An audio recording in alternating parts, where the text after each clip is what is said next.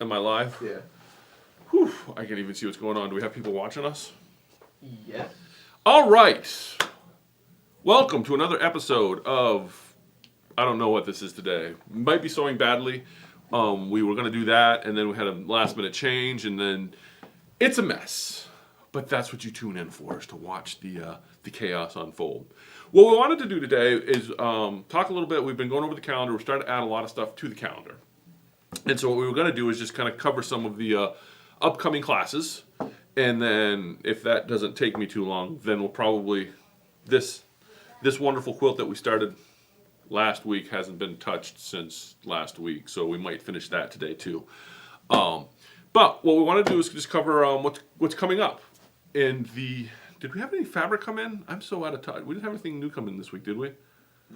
No, I don't think so either. I just know that we got a couple bills. Just a sec. This, but that we already went over that. The kit. Which kit? Right there. This kit? Yeah. This came in? Yeah. That's right there because it came in When did it come in? a couple days ago. Is it nice? I think. I mean, it looks nice. This kit came in. Yeah, I'm right on top of everything. It's been kind of a crazy couple weeks. So see that beautiful kit? It's actually, I'm gonna bust it open now because I think the fabric. I bet this is one of those that the pictures don't do it justice. Well, I say that. But it's a Riley Blake kit, the knitted row along. It's very, Riley Blake does a great, oh, yes. Look at that. Can you see that in there, Eddie? Look at that fabric. Isn't it spectacular? See, this is another one of those that even if you never made the quilt on the top, you get such gorgeous fabrics that go with it. Now I remember why I ordered this, because I remember looking at the fabric like, which ones do I get? And then I'm like, I don't know, we're just gonna get the kit. And so this kit just came in. Did we even price it yet? I don't even think we have a price on it yet, but it's new. It's really pretty. That's all we have for new arrivals this week, right, Eddie? Am I wrong in that? I think. You think I'm wrong in that? I think that's everything. That's everything. Okay, so that's what's new. This wonderful kit. And you have to keep me appraised on comments because I can't see that.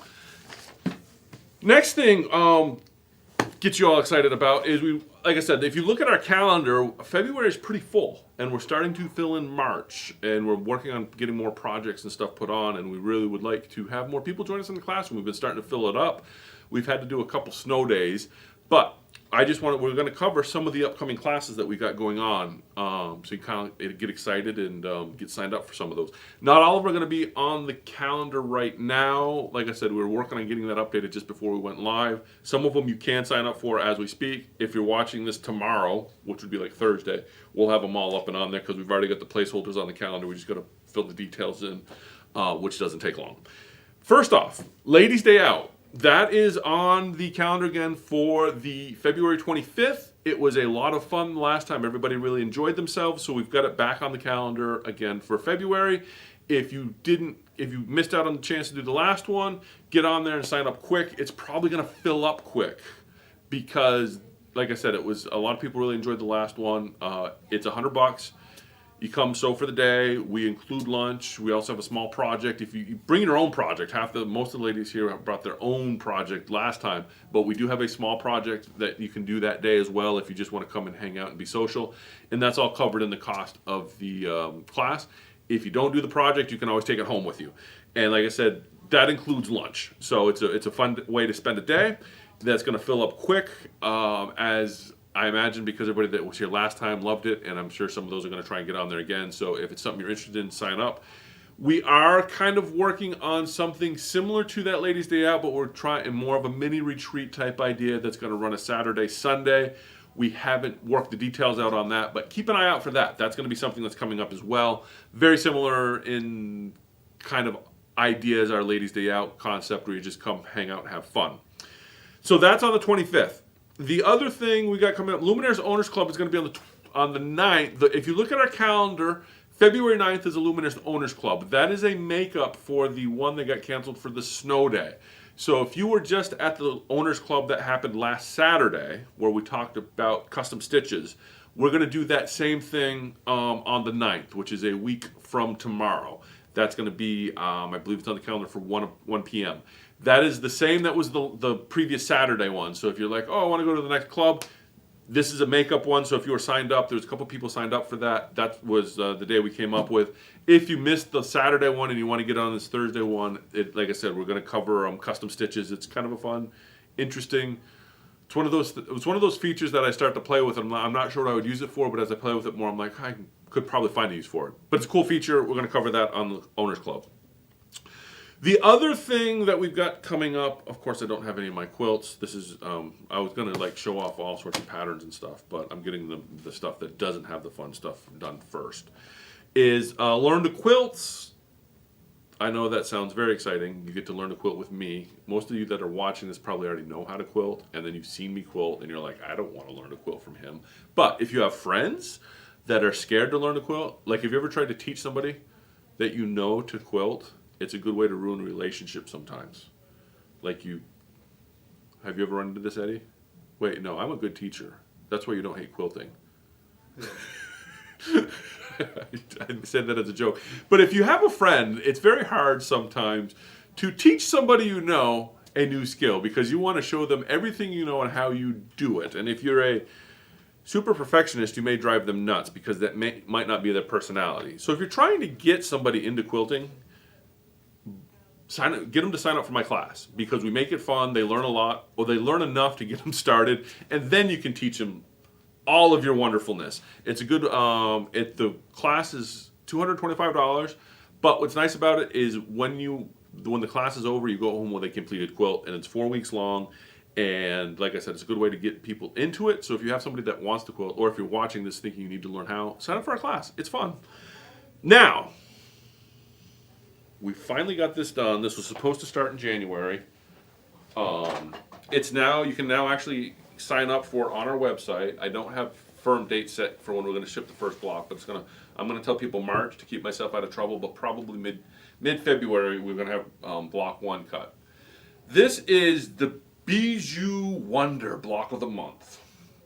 It is going to be $15 a month for 12 months, and you get this wonderful quilt. We are going to, in this case, because of the cutting on this, we will have, starting in March, probably an afternoon set aside for cutting. So if you are signed up for this, we are going to have a cutting/sewing session for this on a monthly basis to help you along if you want. So that is something that's going to start in March. You can sign up for this today on our website. The sign up for it is $5. We're running this one a little bit different than we have in the past because we're trying something new.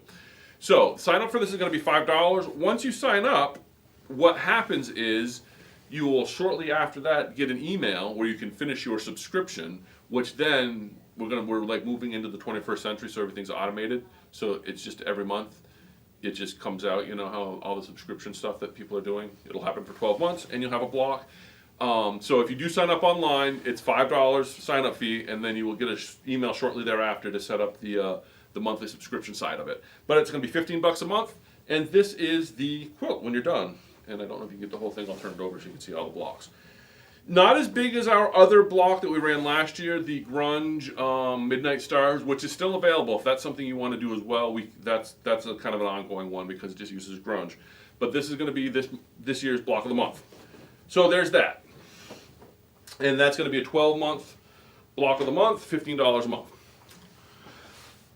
Sign up for that today on our website. Oh, Danny, can you grab me one of those double wedding ring packages? Double wedding ring. We had a couple people. What's that? It includes the fabric for $15. Yes, for $15 a month. It includes that's going to everything to have that for the top. You'll have that quilt top at the end of the year for $15 a month. The next thing we're going to do. Okay, Eddie, zoom in on this bad boy. There was a couple people that were asking about this, so Brenda decided we're putting this on the calendar. Is the Quilt Smart double wedding ring, because lots of people ask, hey, I want to make a double wedding ring, and this is the easiest way we know to make it.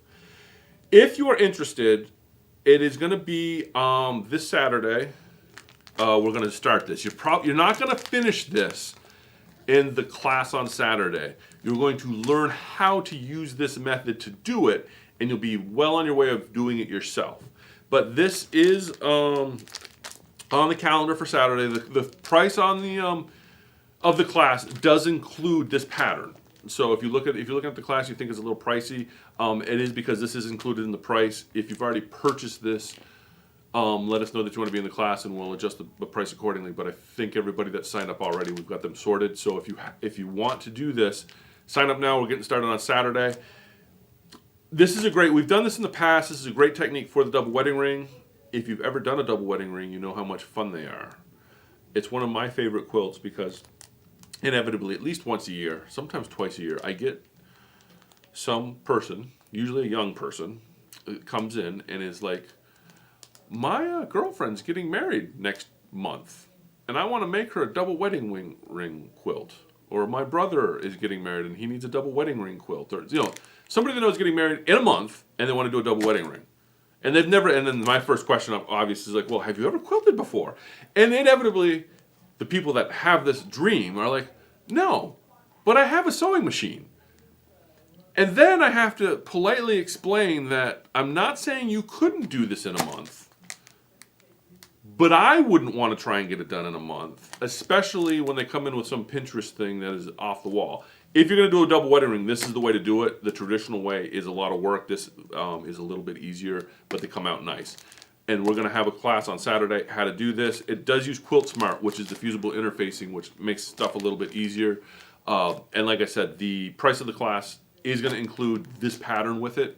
So that's a good way to start. And I think the finished size is like 70 by 80. And there's a couple different layouts you can do with it. But that's coming up on Saturday. Sign up. Sign up. Brenda's getting worried. She's like, oh, we only have 2 people. We'll get a full class for her. All right, so that's coming up on Saturday. The next thing that we've got coming up is, well, this is going to start, I believe we have this down to start on the 14th. We're still trying to decide which pattern we're going to do. But I'm partial to this one, so this is probably where we're going to start. You want to zoom on this, Eddie? Who are you talking to? Who you texting over there, Eddie? My friends. Is she cute? No.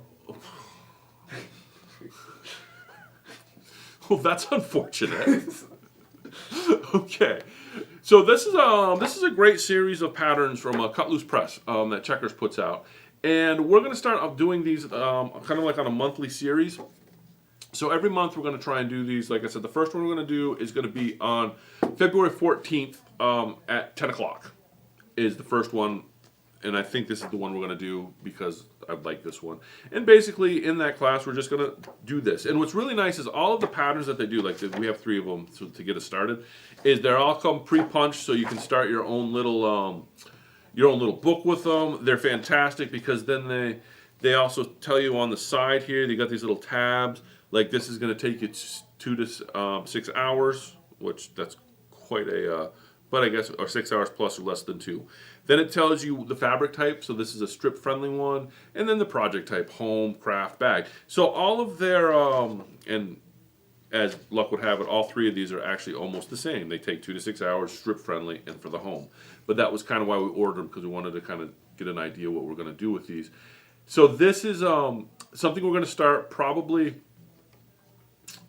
like I said, the first one we're going to do is on the 14th.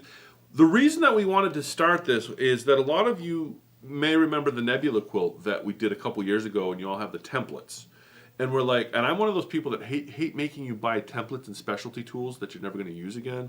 And these projects require, like this one requires the quilt, the Creative Grids degree diamonds up here. But I believe this should be doable with your Jaybird quilt template that was used for Nebula. That was one of the reasons why we got these here, was to make more use, if you want to zoom out, was to make more use of that template. So that's something that's coming up. A lot of these are going to require, special templates. Of course, we'll have it all available. But like in this case here, if you did the Nebula quilt, this is going to be very similar to that. And that's one of the reasons why we got these patterns and we're going to do the class, was so that you could get a little bit more mileage out of that template. So far, so good. Any comments that I need to respond to? Or is everybody falling asleep on me? Everybody's good. Excited. Excitement. Yeah. All right. Following The next project that and did we put this on there? This is going to be on. This is actually the first Saturday. We're going to do this. So it's first Saturday in March. This is one of the ones that's not on the calendar yet, but we do have it set up for. We are going to be doing this March 4th. This, if you're familiar with Amelia Scott Design, she's one of the. I don't want to say pioneer. Yeah, probably one of the pioneers in quilting with your embroidery machine. She's really one of the first designers to really put this on the map of using your embroidery machine to quilt. It's really interesting to see how that's taken off in the last few years, and there's a lot of different options for it. But she's one of the first ones, and this is a fun project. Not only is it piecing, because you're actually going to piece the table runner, but it's also you're going to quilt it also. And this will all be done in the class because you're doing it here at our shop on the luminaires. So we're going to have everything so you'll be able to quilt this and make this. So this is a really fun class if you want to kind of get a taste for quilting with your embroidery machine. This is a great project to get you started. The technique works with a bunch of other things and kind of gets you in that idea of how to use your machine for quilting. So that class is coming up on March 4th. What's nice about this, if you ever do like the By Annie's bags, you know, the really cool bags that you can make with the zipper By Annie's. If you know By Annie's, you love By Annie. But one of the first things you always have to do on a By Annie's bag is quilt your soft and stable into your fabric. What's really interesting, once you learn a good quilting technique with your embroidery machine, it's very easy to use your machine to put some really cool quilting on your pre-quilted By Annie stuff. And this is a great project to kind of get your feet wet and thinking about how to do projects like that. So far, so good. Any questions? Everybody's good. I see comments popping up. I think people are excited about some of the classes. Finally, they're excited.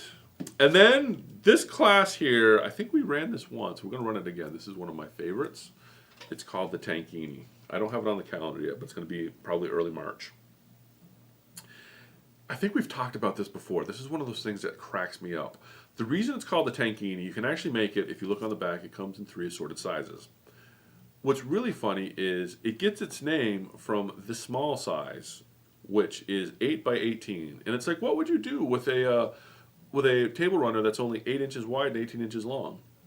Do you know what that fits on? It fits on the top of a toilet tank, hence the name Tankini. So, I always want to make one for my own toilet because it's such a fun idea. But the idea is it's a table runner for the top of your toilet. I mean, you can make it bigger for an actual table runner, but it's a fun little project. And I think it's a quilt as you go. Is this a quilt as you? I don't know if it's a quilt as you go. But anyway, it's a quick, easy project. It's a lot of fun. And that's going to be one of those. We're going to throw that on the calendar. It uses a 60-degree ruler, which is a fun tool. Which these also use 60-degree rulers. So, yeah, we're doing a lot with 60-degree rulers, I guess, in the next few months. What are you doing, Eddie? You want to zoom out? Nobody wants to look at my buttons. What were you doing? There's just some. Don't worry about it. You don't worry about it? Okay. Well, I am worried about it. Because you're like... I know, but you're like staring at my buttons. Nobody wants to see that. I mean, you know, I'm turning into Buddha. You know, people going to be rubbing my belly for good luck. So those are the upcoming classes that we have planned. Like I said, a lot of those are already on. Some of those are already on the schedule.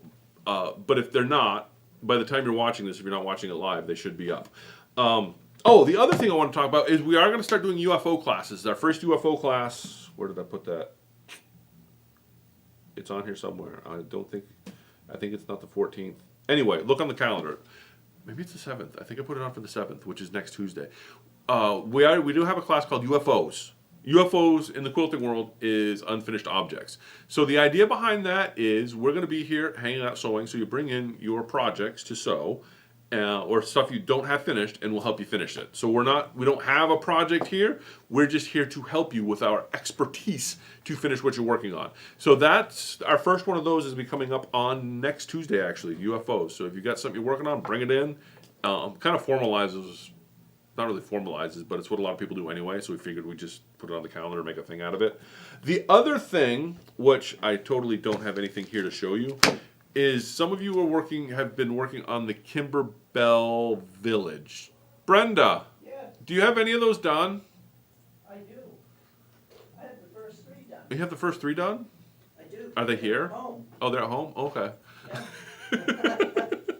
I know I saw them somewhere. But the Kimberbell Village, we have a lot of people that are working on the Kimberbell Village. So what is going to happen is if you look on the calendar, I believe it's on February 18th.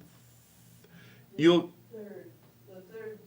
the 3rd. Is that the 18th or the 20? Anyway, If anybody else wants to join us, let us know. yeah. Yeah, if you look on the calendar, in the morning we're going to be doing Luminaires Owners Club. In the afternoon we're going to be doing the Kimberbell Village because there's a lot of people that are in the Owners Club. You changed that. What's that? You changed that. I changed what? The date? The Luminaires, the Saturday's Owners Club is still going to happen on Saturday. We moved the Thursday to the Wednesday, I thought. See, this is what happens when we have last minute meetings. But anyway, Did you talk about that? the Kimberbell Village. Oh, the vest? I haven't made it to the vest yet. Okay. The Kimberbell Village is going to happen if you look on the. That's for a lot of people have signed up for that. If you're interested in doing that, you've got to go to use our link off our website so we can get a little bit of a kickback from it. Is there's a download for the Kimberbell Village, and we've got a small club going where everybody's kind of working on it, and we do have a work day set aside for that as well. I don't have the village to show you. It's wicked cool. I wish I had it because I saw it and I'm like, that's kind of cute. I would almost make that, but I just don't know what I would do with it. It's one of those things. So that is also something to keep. When you see the Kimberbell Village show up on there, that's what that's going to be. Is you'll have to. I'll try to put a link from the class description to the product, but you have to buy the pattern itself first from Kimberbell, and we're just kind of have a group here that's putting that together. And you don't have to be at the same spot. Like some people have already started, and we've got some people that'll be starting a little bit later. It's kind of a group effort. We're all hanging out, having fun. It's a lot of fun. It's coming out great. So that is pretty much everything I've got. Did we want to show off Eddie's vest? So Eddie was left unsupervised. Well, actually, he wasn't. So I came in and he's like tearing apart his shirt. I'm like, "What are you doing?" And he's like, "I want to make a vest, and I'm going to use this shirt." And I'm like, "You're better off just downloading a pattern." And he made this awesome vest, which I think still needs to be pressed. Are you going to be doing a class on this, Eddie? It didn't fit me. So it didn't fit Eddie. But this is actually really nice. This is really cool. The fabric came in with the that's the Moda. Came in last week. If you like that fabric, check out last week's episode to see what this was. But it's really, and then the The one inside on the inside is Ruby Star. is the Ruby Star, and then that is the other the newer line that just came out. So we are going to be getting into wearables at some point. That's been on our to-do list for a while. Now that Eddie is going down that path, you might get to come learn to sew with Eddie, which is an experience in and of itself. We'll see how that goes. But that's but yeah, if you're into sewing or you got somebody that's into sewing, you don't have to just make quilts. Some of the stuff looks great on other stuff, but that came out great. That looks fantastic, but it doesn't fit. Oh. In case you wanted to show them all. Show off the fabric? Yes, we'll show off the fabric again. So this is the Meadowmere from Moda. So this is what was used on the front, and this was just another one that this is probably the fabric. Next one. This is the next one. This is also the one. This is why I bought the collection, was because of those bumblebees. But that's Meadowmere. So yeah, we're kind of working on that too. So keep an eye out on the calendar. We've got a lot of fun stuff coming up. I just wanted to show you what we've got in the works to get you all excited so we can start filling up classes. Because as we put classes on the schedule, we want people here to make it fun. Exciting. I'm fun. You're going to have fun. I'm going to make you have fun. Yes. Is there any questions on the comments that I need to respond to? Is there a class for macaw? A class for macaw. There will be a class for macaw. We haven't firmed that up yet because Becky, who would be teaching that class, has been having fun in the sun, but also because she's also, I think, an accountant to some degree. It's She has a real job. She has a real job, and it's tax season. I was going to say it's that time of year, so I haven't had a chance to talk with her to get that on the firmed up. But there is macaw, and I also believe was it Beach House Beach House was another one that we were going to be doing the Quilt Works paper piecing. Those will be coming. I don't anticipate those getting on the calendar probably at the earliest. Might even be into April. Those, but that is definitely out there. That is in the ethers and in the process. But like I said, those are a little bit more in depth, and I got to talk with get with Becky on that. But like I said, she has a real job, and so she's been busy with taxes and stuff. So, but hopefully by next week or the week after, we'll have that firmed up and some dates on those. Any other questions? No. No. Should we start some sewing, or should we just call it a day? What's that? You can show off those kits behind you. Show off some more kits. Yeah. Which kits? Oh, look at all the kits. Yes, you really outdid yourself today, Eddie. No, that was Danny. Oh, that was Danny that did that. Actually, this is a good one. Daydream. We still have a few of these left. If you are a Tula Pink fan, these are great. And you want to do some paper piecing, we should probably think about doing a class on that. That's a great kit. If you're a big William Morris fan, is it William? Is that the guy's name, William? I always think William Morris is like the friggin'. It's William Morris. Is it William Morris? Who's the cigarette guy? Philip Morris. See, I get the two confused. So that's the William Morris collection. So if you're into William Morris, and then a couple of the Modas, and this is really good. I showed this off last week, but that Jane Austen just looks awesome on the shelf. But so we still have those kits available. We do have some. We're going to be doing more pre-cuts. We are going to, if you keep your eyes out, we are also going to start trying to do. If you start, here's business. Some business decisions. Subscriptions. Apparently, subscriptions are like where it's all at. So what we are going to try and do once I'm working out the details, we're going to start to do some subscription type services for different collections. Because a few years back we had tried it with like Toscana, like half-yard cuts. But what we would like to do is possibly with like grunge, have a monthly club where you get a certain amount of fat quarters or half-yard cuts every month till you have a certain amount. So we are working on some of that. And we are open to feedback on that too. We're trying to figure out what we would really like to do is start some interesting kind of fabric bundles on a subscription basis that are useful, not just stuff we're trying to get rid of, but actually stuff you want to sew with and work with. And one of our thoughts is to start either like a grunge one, wave texture is another one that might be fun, or even fossil fern. But there's a lot of really nice collections that it would take quite a bit to get all 100 SKUs. You know, that's kind of outrageous, but it's also nice to have a half-yard cut of these colors and know what it is so you can reorder, because basics you can always reorder. So keep an eye out. Some of that hopefully will be coming sooner than later. Those are other things we're working on. But that's kind of everything I had for today. I mean, we could get into sewing, I suppose. But I think I covered last week most everything that was special on this quilt that I wanted to cover, because remember last week we talked about directionality and borders. I mean, I could sew it if you all wanted to see that, but I think I've talked enough and that would probably bore you all. Gene asked if there's any Jane Austen kits left. Yes, I think we have 3 of them left. I think we've sold maybe half of them. There's a lot of interest in them, but we do have them, yes. The Jane Austen kits, just the box itself, like I said, I just love the way that looks on there, and then the fabric itself is gorgeous. And I think we're going to actually start working on the sample probably this week. And once that happens, those kits are probably going to disappear before we get the sample done, because once the fabric comes out and we start sewing it together, Brent will be sitting there sewing, and people come over and say, "What you working on?" And they're going to see it, and they're going to be like, "Oh, I need to buy that." And then they'll all be gone before we even get the sample done. So if you like it, come check it out, because like I said, once we start the sample, I doubt we'll finish the sample before we're out of kits on that one. Any other questions? Nope. Nope. So somebody's saying so. Should we sew for a little bit? Why don't we sew for a minute? Because there is a concept that this quilt gets into that I think some beginner sewers, if you're kind of watching this, if you're on YouTube looking for how-tos like myself, which happens a lot, that I get on YouTube and like, how do I do X, Y, or Z?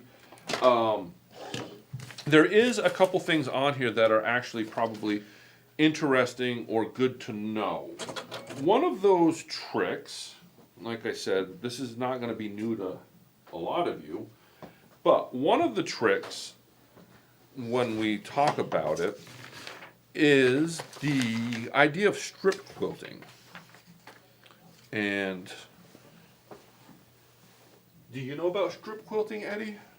What? Do you know about strip quilting? You quilt strips? You quilt strips, yes.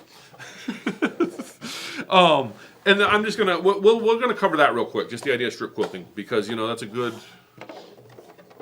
thing to cover. And why don't I have a bobbin at all in here? Can you go grab me a bobbin, Eddie? Or wait, do I have one right here? Yeah, just grab me a bobbin real quick. What you're gonna notice is a lot of times, of course, Eddie's grabbing a bobbin, so I can't tell him to zoom in for me. But thank you. What you've got whenever you're doing a pattern, a lot of times too, what you'll find is that, and this is a really good technique because once you learn this, you can incorporate it on stuff you're throwing together yourself, even if you're not using a pattern. I'm a big picture of it in here. Well, anyway, we'll use this. Can you zoom in on that for me, Eddie? Yep. If you'll notice on the outer edge of this block, and this is, like I said, if you're quilted for a while, what I'm about to tell you is not anything new. If you're one of those people coming to YouTube looking for, hey, I'm going to learn something new today, this is something new for you if you haven't been quilting a while. A lot of first-time quilters are people that kind of throw that square out of the corner. They will cut that white triangle or that white rectangle and that other square. They will cut these three pieces individually, sew them back together to create the border on that block.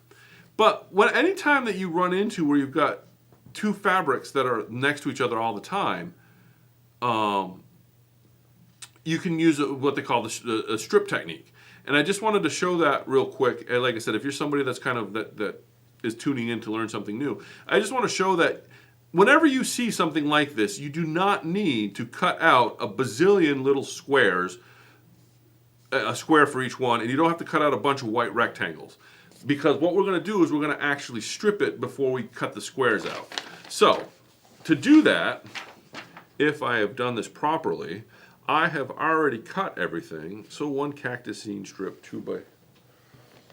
See, I cut this all last week, so I have no idea where I put everything or even where I'm at. Okay, my strips are right here. So here's a 2-inch cactusine strip. Boop-a-doo-doo-doo-doo-doo. So here's a cactusine. So this is what the corners of that block that I just showed you are cut out of. Oops. Is the corners are these right here. So first timers or people that have just started to sew, what they would do, and they didn't read directions, they would cut a square out of these to put in the corner of that pieced block. And then we're going to sew that to a 3.5 white strip. Make sure that's a 3.5 white strip. But what we're going to do is we're not going to cut those squares yet. We're going to cut the squares after we sew it together. So there's a 2 and there's a 2. So all we're going to do is, like I said, if you were looking at this square, you want to zoom in here for me, Eddie, if a first timer would do is they would cut, if you're looking at this block here, a first time sewer would cut a square out of this to put in this corner here, and then they would cut a little rectangle out of this to put right here, and then sew it around their center square. We're not going to cut those individual pieces. What we're going to do is do a little bit of sewing. We're going to take this, and we're just going to sew these two strips together. Because what this will do is, because we need a bunch of what they call a strip set. So you've got components that are the same in every block, the same square, the same rectangle.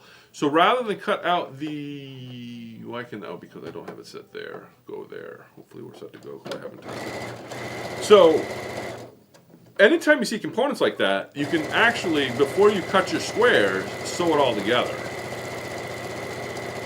And like I said, this is not going to be anything new to anybody that's been sewing for a while, but I do run into this sometimes because there's a lot of you out there that are self-taught. And it's not a bad thing that you're self-taught, but there's this little things you don't pick up along the way. And if you don't do a lot with patterns, if you're somebody like myself who just throws things together a lot, you may, and you were self-taught, you just sew squares together with a 1/4-inch seam, which is a great place to start. But there is an easier way. And that's what we're going to show you today. It's what they call, like I said, this is what they call, making strip sets. Because we're going to sew this together before we cut the squares out. And that's going to be there. And let me actually start this so that that'll be heated up in time for. And we're just sewing right sides together.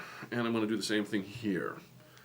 Any comments that I need to be aware of, Eddie? No.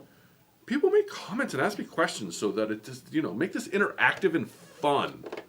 Because Eddie apparently is texting all his buds and isn't interacting with me. What is the group chat about, Eddie? We're talking about About what? Or dare I ask?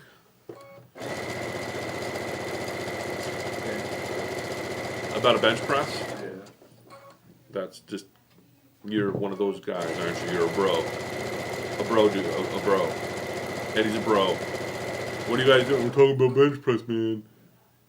The bench press. You know bench press? I can bench press a pickup truck. Oh yeah? I can bench press a dump truck. Alright, so what we've done here is we've just sewn these two strips together. Or these three strips together.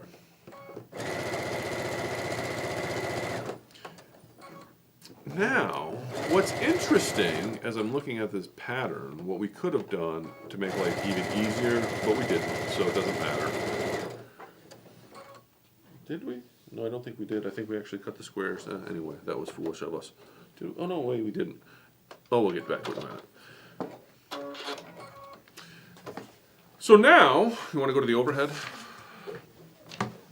And now all I'm going to do here is another important. Whenever you do this,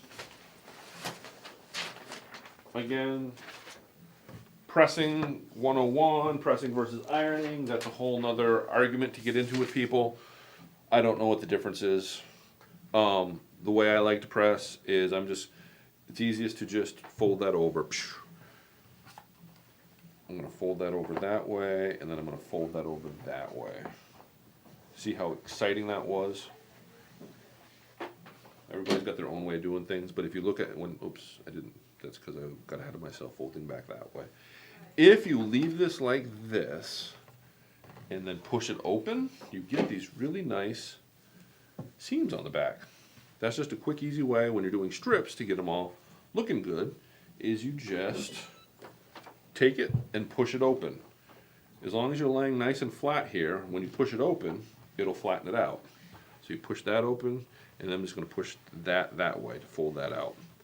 And you get nice looking seams. And that's the other reason I like this technique, is because it makes it a whole lot easier to press too. See how nice that looks? That's gorgeous. Gorgeous looking seams on the back. Yeah, I'm starting to turn into that weird guy. Get excited about how my seams look. So I'm just going to continue to... while I'm doing this, Eddie, can you go grab me a ruler of some sort? Because I don't think I grabbed my ruler before I started again. Today is really disorganized. So, again, I'm just pushing that open. Flip this around. But like I said, a real easy way, what I like about strips is how easy it is to, you can just, like I said, flop that. Yeah, perfect. I'm just gonna push that way. And of course that one is kind of half open. I'm just gonna push it back that way. And that just gives you nice. And you can set the seam and do all sorts of other stuff, but again, this is sewing badly with Brent, so I just throw this, so I'm just going to do it how I feel like it. Now, what's interesting too, we talked about directionality. This cactus print is definitely directional. I did not pay any attention to it when I stripped it because I knew that at 2 inches, it's going to be very hard to see that directionality once we put this in a quilt, so that is not something I'm worried about. What I am worried about is that everything is kind of going perpendicular. Up and down, I'm not really concerned about which way's up and which way's down. But because all my strips are stripped the same way, hopefully all of these kind of vertical lines will go the same way once we get going. All right. Now, let me just make sure I'm cutting these right. We're going to cut those at 2 by 6.5. So here's where the magic happens with strip quilting. So now that we've sewn those two strips together, remember we were trying to get the cornerstones in that block made up. So I'm going to square that end off. Now, a quick trip one. Now, Becky's been on here before, and she has a much a better way of doing this than I did. All I do when I when I took that end off is I'm not lined up at all to the mat. I don't care. What I have done is on this bottom line here on my ruler is lined up here. So that means this line here is square with that line there. That's what's important to make sure I'm square. And then I can also check as I'm doing that if it's straight here, that line should be straight across the rest of my block to make sure everything's straight. If I'm straight here and this seam line is crooked, then I've got some issues with piecing. So you can do a quick check on how your piecing looks just by dropping your ruler there. And I just did that so I could chop off my salvage edge. That's all I was doing here is chopping off the salvage, so I just left myself enough. I should have slowed down and gave you a better presentation of that. Now, like I said, Becky does a really cool thing where she'll actually flip this around and use a smaller one so that she doesn't have to now rotate. But after I cut this off, because I'm right-handed, to get my actual measurements, I've got to now turn this around. Like I said, there is a technique so you don't have to turn it around. But in this case, it's not super important. And then the pattern calls for a 2-inch strip. Now, a quick reminder is because we're doing a 2-inch strip, I can get that measurement off of my ruler, so I don't care at all what the grid on my mat says. That's irrelevant to me. I'm measuring 2 inches from the edge of my ruler to there, and I'm going to cut that. Now, what that does for us, and this is what makes strip quilting really nice, is do you see, like you all saw this coming, have seen this before, but now we have the corner of that block. We have our rectangle, and we have the other corner, and I didn't have to cut out individual squares for that. It was much easier for me to sew that strip down once rather than cutting this out, sewing that, stopping, and sewing the next one. We just sewed everything in a giant strip, and now we have the first portions to our block. And if you'll notice, since we're doing an overhead look on this, I'll just use this as an example. So this strip set here is going to be the two sides here. We're going to do another strip set for this centerpiece because that's going to be using a strip of this blue and a strip of the white as well.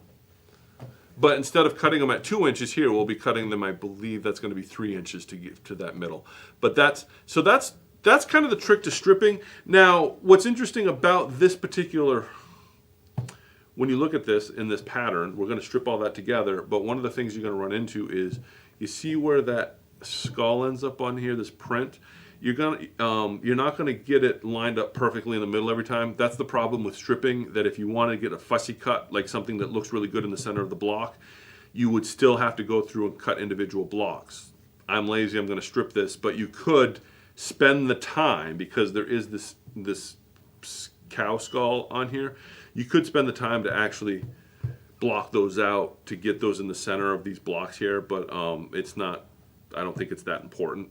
But that's one of the downsides to doing this technique, is that you fussy cutting something or getting like what you want in the center isn't going to happen, because we're going to sew the strip together and just chop that, and where it falls, it falls.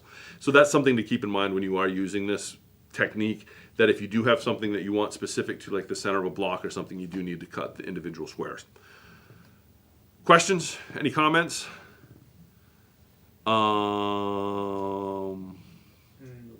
That ruler, what's the last one thing? Does it say anything? What's everybody saying? Anything? Nothing? Okay. Kaz says that when she does strips, they don't always stay straight. Yes, that does happen sometimes. What'll happen is if you wandered a little bit on the back of your, if you didn't do a good 1/4 inch seam, if you wandered a little bit here, what'll happen is when you iron it out, you'll get some puckers, and this might be a little bit wavy, and that will cause trouble. The real trick to getting good straight strips is a 1/4 inch guide foot. This is the little secret that everybody loves. That got the little guide there.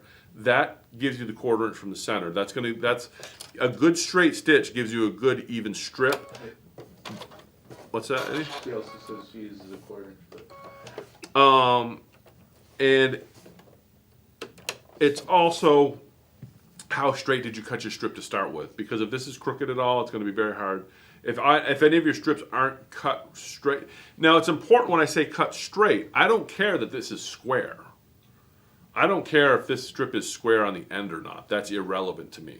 What's important to get a good strip set is that the two sides are parallel. So this side is cut parallel to that side, because we'll cut the end off to square that off later. We want to make sure that it's parallel so that when we do square it up, this is still straight in relation to that. That's another thing to keep in mind when you're cutting. A lot of people when they start cutting strip sets are very concerned about making sure that the strip itself is square. That's not super important, because this could be cut at a bias. You could actually cut a bias strip, but as long as the two ends are, as long as this side is parallel to that side, when you add your other strips, you can then square everything off with the ruler when you cut that first end off to square everything up.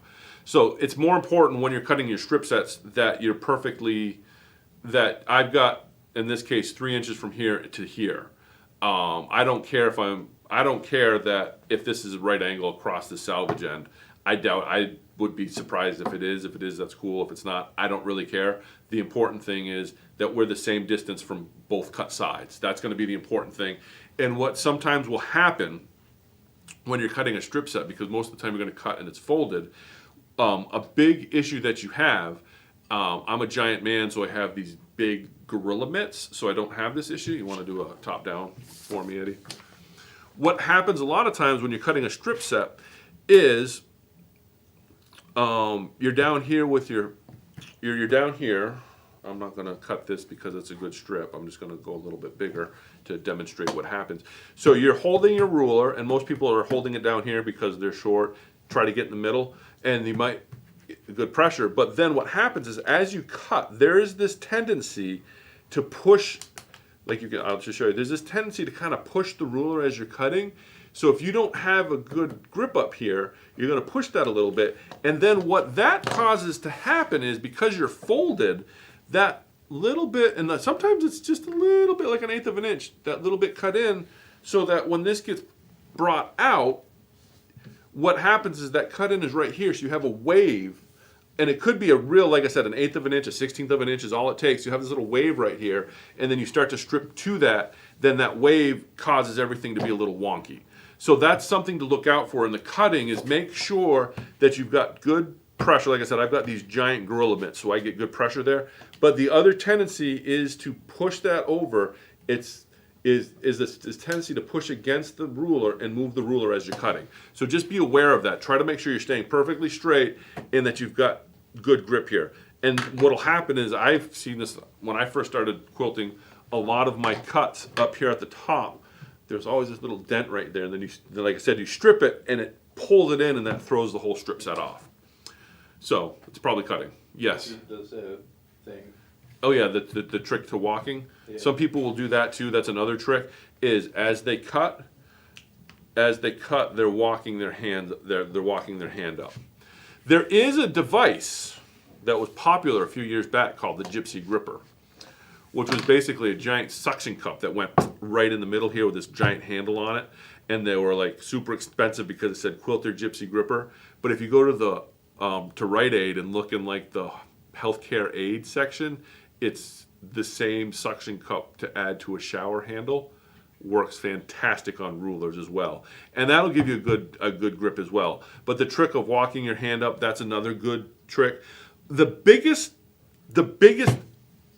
advice I can give you when it comes to cutting is check your table height.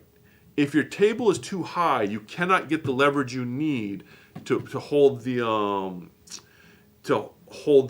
ruler down. If the table is too low, you're uncomfortable, and your modern mechanics are going to push things all over the place. So having the right table height is important. And I see a lot of people tend to be a little too high because they're cutting on a counter or something. Make sure your table height is the right height, and you'll find that you'll also get much better cutting if your table's the right height. Anything else? Not really. No, not really. Ron just Okay. stopped by. Okay. Rhonda just stopped by. Hey, Rhonda, how you doing? So yeah, that's pretty much all I had. I just want to show that technique of stripping, because that's strip sets are really kind of something. If you are self-taught, strip sets might not be something that are in your wheelhouse yet, because like I said, a lot of self-taught people are just cutting out squares and sewing them together. And once you learn this technique of stripping, it really opens up a lot of stuff. A 9-patch is one of my favorite things to do, because you can do like a couple strip sets and get a really nice 9-patch. Some of the stuff I've done on here before is just based on strip sets, but I find strip sets to be a quick, easy way to do things. And like I said, if you're self-taught, that's one of those things you don't really see right away, and I just wanted to show that to you. And then, like I said, from the cutting standpoint, make sure your tables are the right height. If you're too high, it's very hard to get the right angle on the cutter to get enough pressure on the ruler. And that's, I'm a big fan, is the workbenches at Home Depot. The Husky adjustable workbenches, for the price, for what they hold, they're really nice. The Home Depot, Lowe's probably has them as well. They're a couple $100. I would recommend everybody get that, at least for cutting. They also make great sewing machine, because you can go up or down based on what you're doing. That's just a good kind of sewing room accessory. Is a really good table. An adjustable height table is really nice when it comes to cutting. So I think that's pretty much all I have, and I guess I did take up an hour's worth of time. Like I said, I just want to get you all excited about the upcoming classes. Did a little bit of sewing. Hopefully, I'll get some time this week to finish this quilt up. If not, you might have to put up with some more this next week. Any other questions before I sign us out of here? No questions. No questions. Okay. Rhonda does use the Husky workbenches. Yes, the Husky workbenches are, like I said, with the adjustable height. And just as a pro tip, if you do have a Husky workbench and you have a cordless drill, you can get a driver that fits it's one of the hex drivers that you can put in there, will actually fit in the hand crank. So then you have a power table. Just pull the drill out, and forward and reverse goes up and down. If you're lazy, the crank is probably just as good, but just throwing that out there. If nobody's got any questions, what am I on, the black or the white one? That one. Thanks for watching another episode of Sewing Badly with Brent. I believe next week we should have Becky back, because I think her tax stuff will be done. And if not, you get to see me again. But thanks for watching.